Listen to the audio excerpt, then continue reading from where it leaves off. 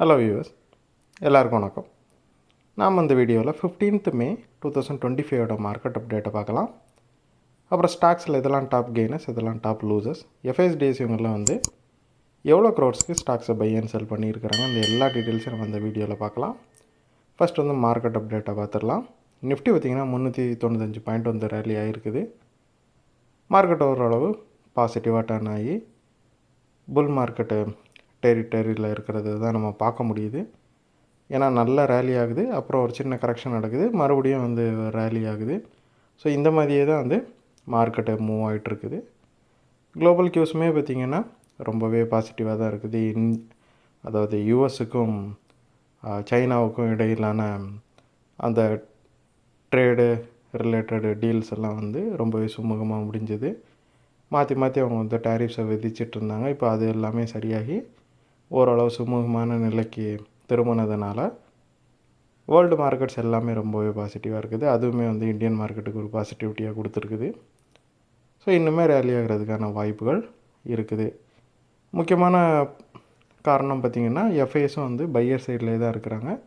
அதுவும் மிகப்பெரிய அளவுக்கு அவங்க பைஸ் பண்ணிகிட்டு இருக்கிறாங்க. இது எல்லாமே சேர்த்து மார்க்கெட் ரொம்பவே பாசிட்டிவாக வச்சுருக்குது.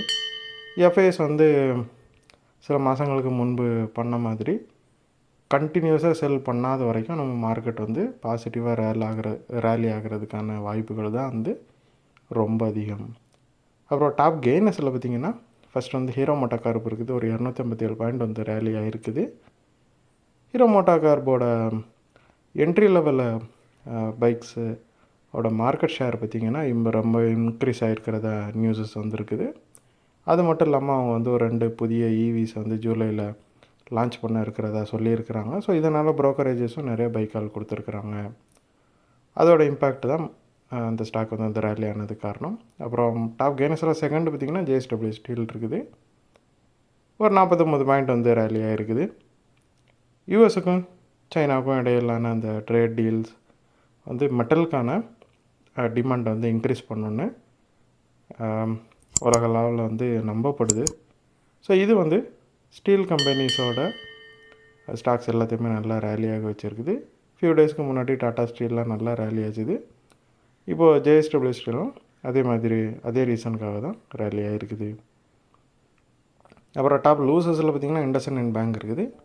0.85 விழுந்திருக்குது. இண்டஸ்இண்ட் பேங்க் மட்டும்தான் நெகட்டிவாக க்ளோஸ் ஆச்சுது. மீதி நிஃப்டி 50ல் இருக்கிற 49 ஸ்டாக்குமே பாசிட்டிவாக தான் க்ளோஸ் ஆச்சுது. ஸோ இண்டஸ்இண்ட் பேங்க் மட்டும் நெகட்டிவாக க்ளோஸ் ஆகிருந்தாலும் அது பெரிய அளவுக்கு விழலை. ஸோ இருந்தாலும் இதில் நெகட்டிவ் நியூஸஸ் நிறையா காணப்படுது. புதுசாக அக்கௌண்டிங் இரெகுலாரிட்டிஸ் இருக்கிறதா ஒரு நியூஸஸ் ஒரு நியூஸ் வெளியே வந்திருக்குது இண்டஸ்இண்ட் பேங்க் பற்றி. அது மட்டும் இல்லாமல் ப்ரோக்கரேஜஸ் எல்லாம் என்ன நினைக்கிறாங்கன்னா இவங்களோட கோர் ப்ராஃபிட் அப்புறம் பிஸ்னஸ் க்ரோத் கொஞ்சம் தடைப்படலாம். அதாவது இப்போ நடந்துகிட்ருக்க இந்த பிரச்சனைகள் அதை இம்பேக்ட் பண்ணி இவங்களோட ப்ராஃபிட் அப்புறம் பிஸ்னஸ் க்ரோத் எல்லாம் கொஞ்சமாக சரியலாம். அது டர்ன் ஓவர் ஆகிறதுக்கு சில வருடங்கள் கூட ஆகலாம் அப்படிங்கிற மாதிரிலாம் சொல்லியிருக்கிறாங்க. ஸோ இது இந்த ஸ்டாக்கை ரொம்பவே ப்ரெஷரில் வச்சுருக்குது. அதனால இது கொஞ்சமாக விழுந்துட்டுருக்குது. அப்புறம் எஃப்ஐஎஸை பார்த்தோம் அப்படின்னா அவங்க 2வது கண்டினியூஸ் டேவாக பை பண்ணியிருக்கிறாங்க. 5392 கோடிக்கு பை பண்ணியிருக்கிறாங்க. எஃப்ஐஸ் அதிகமான அளவுக்கு பை பண்ணுறது மார்க்கெட்டுக்கு ரொம்பவே பாசிட்டிவாக பார்க்கப்படுது. அதுவும் மார்க்கெட் புல் மார்க்கெட்டை நோக்கி போகிறதுக்கான ஒரு வாய்ப்பாகவும் இருக்குது. அப்புறம் டிஎஸை பார்த்தோம் அப்படின்னா 4 நாள் பைக்கு அப்புறமா செல் பண்ணியிருக்கிறாங்க.